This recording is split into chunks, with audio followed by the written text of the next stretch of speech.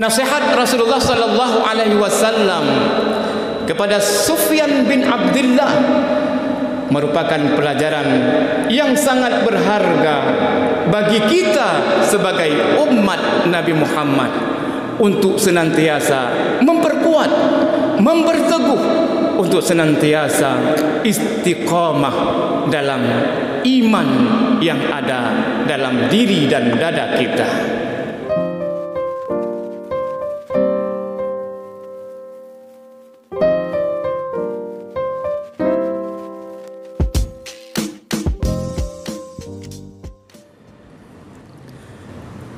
Assalamualaikum warahmatullahi wabarakatuh.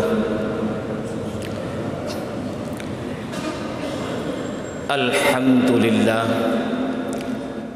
alhamdulillahilladzi hadana lihadza wa ma kunna linahtadiya laula an hadana Allah.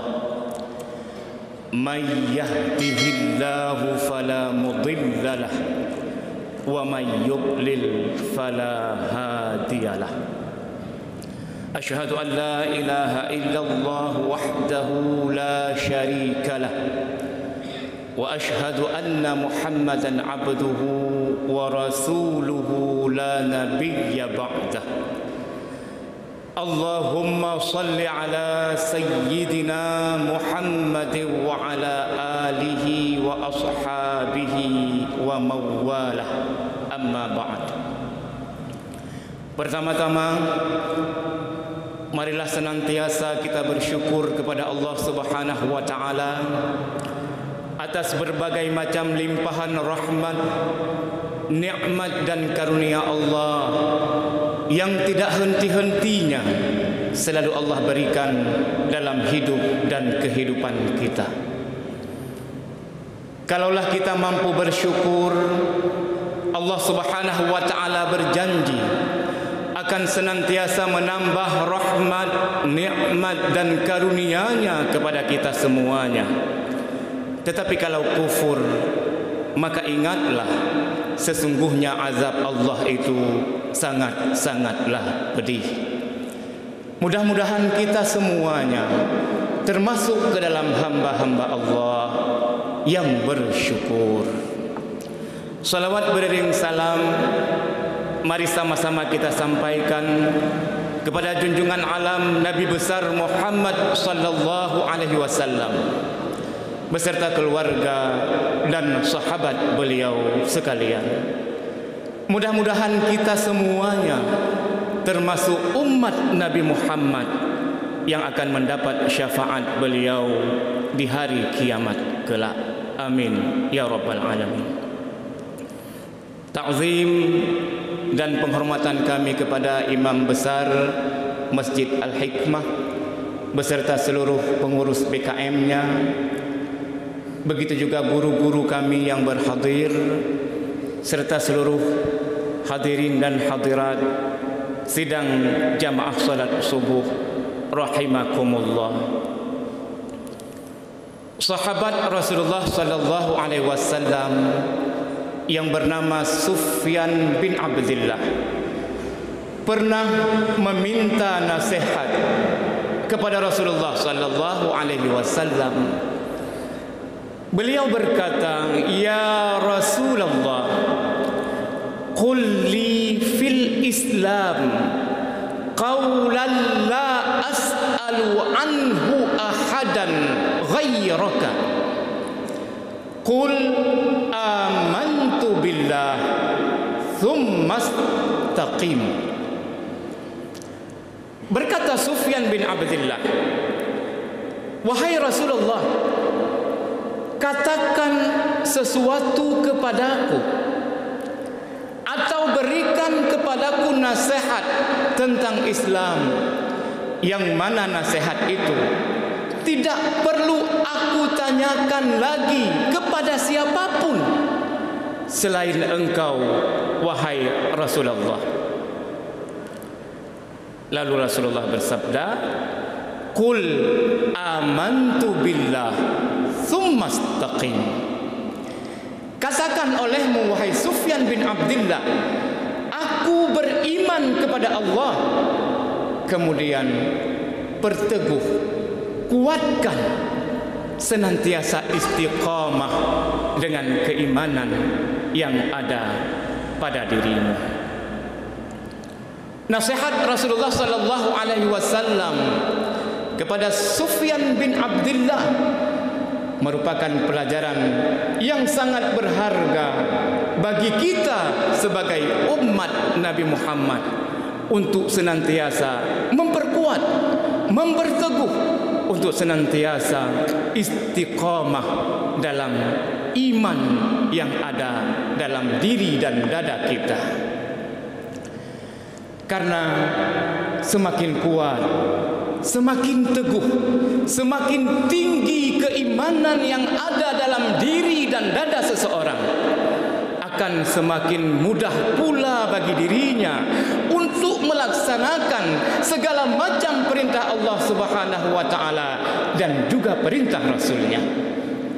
Semakin teguh, semakin kuat, semakin tinggi, semakin istiqamah keimanan yang ada dalam hati dan diri seseorang, akan semakin mudah bagi dirinya untuk meninggalkan segala larangan Allah, meninggalkan segala larangan Rasulullah sallallahu alaihi wasallam. Allah Subhanahu wa taala dalam surah An-Nur ayat 51 berfirman, A'udzu billahi minasyaitonir rajim. Innama kana qaulal mu'minina idza du'u ila Allahi wa rasulih liyahkuma bainahum ay yaqulu sami'na wa ata'na wa ulaika humul muflihun. Sesungguhnya perkataan orang-orang yang beriman, orang-orang yang mempunyai kekuatan iman dalam diri dan dadanya, ketika mereka dipanggil kepada urusan Allah, dipanggil kepada urusan Rasulullah sallallahu alaihi wasallam untuk memutuskan suatu perkara di antara mereka, orang-orang yang mempunyai kekuatan iman, mereka akan berkata, sami'na wa ata'na, kami mendengar dan kami akan taat melaksanakannya. Dan mereka itulah termasuk orang-orang yang memperoleh keberuntungan dalam hidupnya. Dr. Sulaiman Al-Asqari dalam tafsirnya Zubdatut Tafasir min Fathil Qadir, beliau menjelaskan bahwa ayat ini menggambarkan kepada kita semuanya bahwasanya orang-orang yang mempunyai keteguhan iman, orang-orang yang mempunyai kekuatan iman, ketika dipanggil dalam urusan Allah, dalam urusan Rasulullah sallallahu alaihi wasallam untuk memutuskan perkara di antara mereka, memutuskan hukum di antara mereka, atau ketika mereka dipanggil dalam urusan apapun, baik urusan itu menguntungkan bagi dirinya atau malah secara pandangan manusia merugikan dirinya, mereka akan senantiasa menjawab sami'na wa ata'na, kami mendengar dan kami taat terhadap apapun perintah itu. Maka orang-orang yang mempunyai kekuatan iman dalam dirinya akan mudah melakukan segala perintah Allah, akan mudah melahirkan, menghadirkan amal saleh. Karena kalau kita perhatikan dalam Al-Quran itu banyak ayat yang beriringan antara amanu wa amilus salihat. Innal ladzina amanu wa amilus salihat ulaika hum khairul bariyah. Orang-orang yang beriman kemudian beramal saleh. Maka ada beberapa ayat yang beriringan disebut iman, kemudian akan melahirkan amal soleh, akan melahirkan ibadah kita kepada Allah Subhanahu wa taala. Dengan mudah, tidak menjadi beban, menikmati setiap perintah dan ibadah yang kita lakukan, walaupun keadaan fisik atau jiwa kita sedang berada dalam keadaan sakit atau gundah. Hal ini telah ditunjukkan oleh Rasulullah sallallahu alaihi wasallam. Bagaimana beliau salat malam sampai bengkak kakinya. Secara manusiawi tentu sakit. Kaki yang bengkak itu sakit, penat, lelah. Tetapi karena ketaatannya kepada Allah Subhanahu wa taala, karena beliau begitu menikmati setiap ibadah yang beliau lakukan, sehingga kakinya yang bengkak atau sakit sekalipun tidak akan terasa lagi. Ini tidak ubah seperti orang yang hobi main bola. Ketika bola itu sudah dijiwainya, sudah dinikmati permainan bola itu, sudah menjadi hobinya, walaupun kakinya dalam keadaan terkilir, dia tidak mau berhenti. Dia tetap melanjutkan permainan itu karena begitu menikmati, begitu menjiwai. Maka ketika nanti selesai main, baru kakinya terasa sakit. Maka orang-orang yang mempunyai kekuatan iman itu karena menjiwai setiap ibadah, setiap perintah Allah Subhanahu wa taala, mereka akan mudah untuk melakukannya. Sebaliknya, orang-orang yang lemah imannya, orang-orang yang mempunyai sifat kemunafikan dalam hati dan dirinya, akan berat, akan terasa susah, bermalas-malasan dalam beribadah kepada Allah Subhanahu wa taala. Maka Allah Subhanahu wa taala dalam surah An-Nisa ayat 142, Allah berfirman, Innal munafiqina yukhadi'una Allah wa huwa khadi'uhum wa idza qamu ila sholati qamu kusala yura'una an-nasa wa la yadhkuruna Allah illa qalila. Sesungguhnya orang-orang munafik itu hendak menipu Allah. Kemudian Allah Subhanahu wa taala membalas tipuan mereka. Kata Allah, orang-orang munafik itu ketika mendirikan salat, mereka mendirikannya dalam keadaan bermalas-malasan. Terlalu berat. 2 rakaat terlalu berat. Apalagi 4 rakaat. Ketika dibacakan ayat yang sedikit panjang, dia akan mengeluh. Kapan ini selesai? Kapan ini selesai? Karena terlalu berat bagi mereka melakukannya dengan bermalas-malasan. Wala yadhkuruna Allah illa qalila. Dan orang-orang munafik itu tidak menyebut nama Allah, tidak berzikir kepada Allah Subhanahu wa taala kecuali zikir yang sedikit. Kalau kita lihat tafsir, itu orang-orang munafik, mereka orang-orang yang menampak-nampakkan seolah-olah mereka orang-orang beriman. Dalam rupanya, fisiknya seakan-akan mereka beriman, tetapi di balik itu mereka menyembunyikan kekufuran yang ada dalam hati dan dirinya. Di ayat yang lain, surah At-Taubah, Allah Subhanahu wa taala berfirman, wala ya'tunas salata illa wa hum kusala wala yunfiquna illa wa hum karihun. Orang-orang munafik itu tidaklah mereka mendatangi salat-salat itu kecuali dalam keadaan bermalas-malasan, terlalu berat. Dan tidaklah mereka berinfak di jalan Allah Subhanahu wa taala kecuali mereka dalam keadaan membenci itu. Mereka berinfak, tapi ada rasa berat dalam hatinya, ada kebencian di sana. Jadi mereka berinfak dengan keadaan terpaksa. Itulah sifat orang munafik. Bahkan kata Rasulullah, ada 2 salat yang paling berat dilakukan oleh orang-orang munafik itu, yaitu salat subuh dan salat isya berjamaah. Laisa salatun athqalu 'alal munafiqina min salatil fajri wal isya.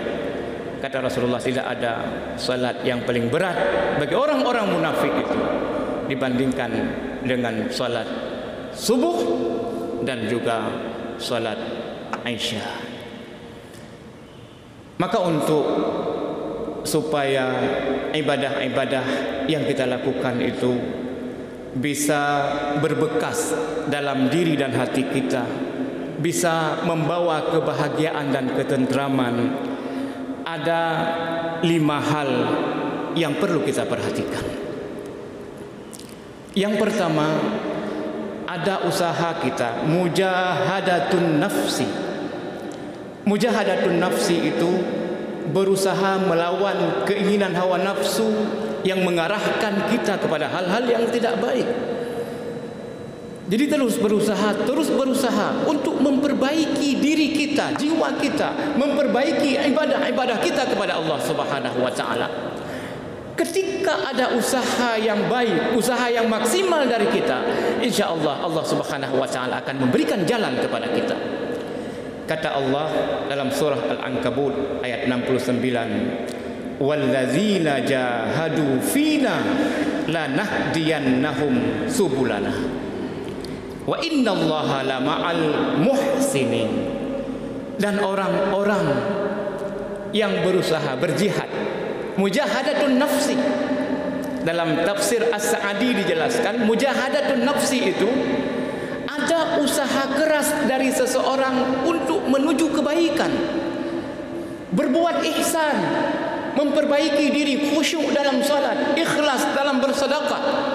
Maka ketika ada usaha yang kuat dari dia, kata Allah, lanahdiyannahum subulana, sungguh betul-betul kami akan memberi jalan yang terbaik bagi mereka untuk menuju keridhaan kami. Dan sesungguhnya Allah Subhanahu wa taala akan bersama orang-orang yang berbuat kebaikan. Yang kedua, ada rasa mahabbah, cinta kita kepada Allah Subhanahu wa taala.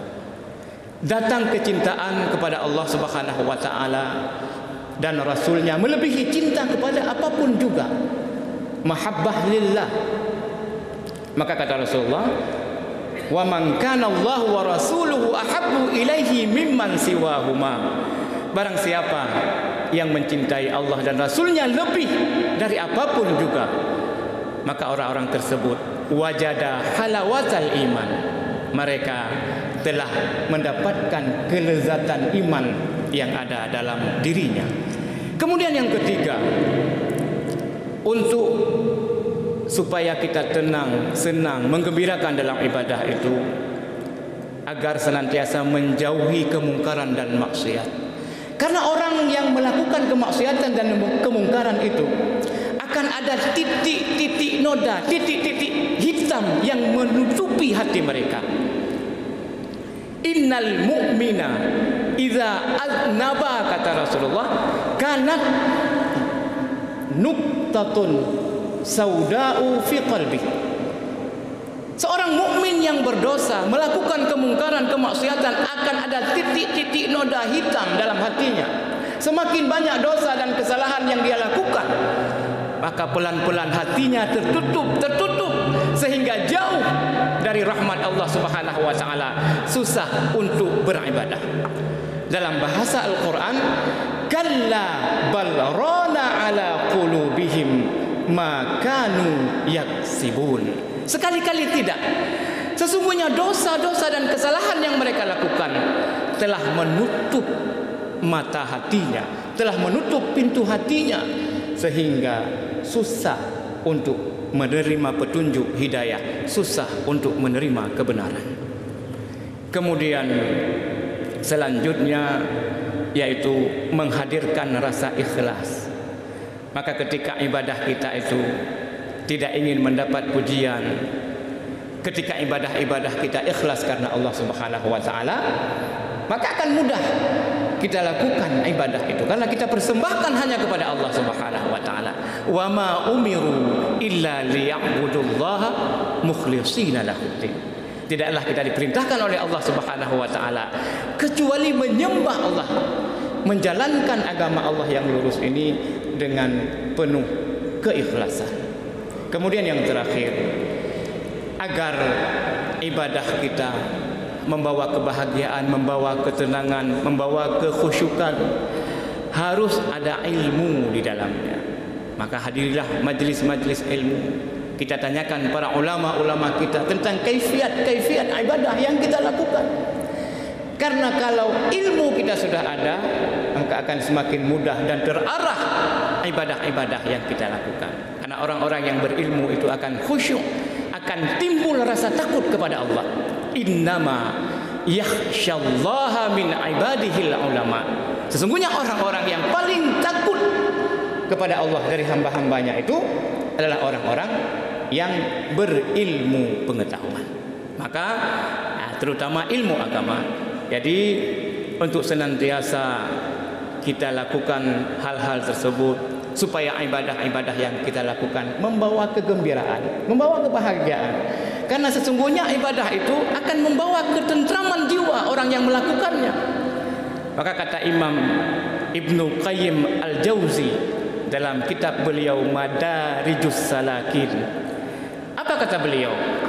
Idza lam tajid lil amali halawatan fi qalbika wa inshiraha fattahimuhu bi anna Allah Ta'ala syakur, yakni annahu la budda ayyusibal amila ala amalihi fid dunya min halawatin yajiduha fi qalbihi min quwwati insyirahin wa qurrati ainin fa haitsu lam yajid dzalika fa amaluhu madkhul. Kata Imam Ibnu Qayyim Al-Jauzi, ketika engkau belum mendapatkan kesenangan dan ketenangan dalam hati setelah beribadah, fattahimuhu, ada sesuatu yang perlu kalian curigai. Apakah niat kita salah atau kaifiat ibadah kita belum tepat? Karena kata beliau, sesungguhnya Allah itu maha mensyukuri. Yang dimaksud maha mensyukuri, bahwa Allah Subhanahu wa taala akan memberikan ganjaran bagi orang-orang yang beribadah itu. Dia akan mendapatkan ketenangan hati. Di dunia ini sudah dia dapatkan. Ya, bekas ibadahnya itu di dunia ini sudah dia dapatkan berupa ketenangan hati, berupa kesejukan pandangan. Jadi hatinya tenang, jiwanya tentram, hilang, tidak ada lagi penyakit hati. Wa qurrati ain, begitu juga kesejukan pandangan, sejuk memandang orang lain, sejuk dalam berkomunikasi. Maka orang-orang yang beribadah itu akan senantiasa memberi kesejukan, memberi ketentraman bagi dirinya, juga kesejukan dan ketentraman bagi orang lain, bekas daripada ibadah yang dia lakukan. Fa haitsu lam yajid dzalika fa amaluhu madkhul, ketika tidak kita dapatkan ketenangan, ketentraman dan kebahagiaan itu setelah amal ibadah yang kita lakukan, maka kata beliau, fa amaluhu madkhul, ada yang salah dengan amal kita. Lihat lagi niat kita, lihat lagi ilmu yang ada pada diri kita untuk melaksanakan ibadah tersebut. Mudah-mudahan kita semuanya diberi kekuatan iman oleh Allah Subhanahu wa taala untuk melaksanakan segala amal perintah Allah dengan mudah, dengan penuh ketentraman, dengan penuh kebahagiaan, sehingga hal tersebut akan membawa kebahagiaan pula bagi kita di dunia dan juga di akhirat. Mungkin ini yang dapat saya sampaikan. Lebih kurang kami mohon diperbanyak maaf. Hadanallah wa iyyakum ajma'in. Wassalamualaikum warahmatullahi wabarakatuh.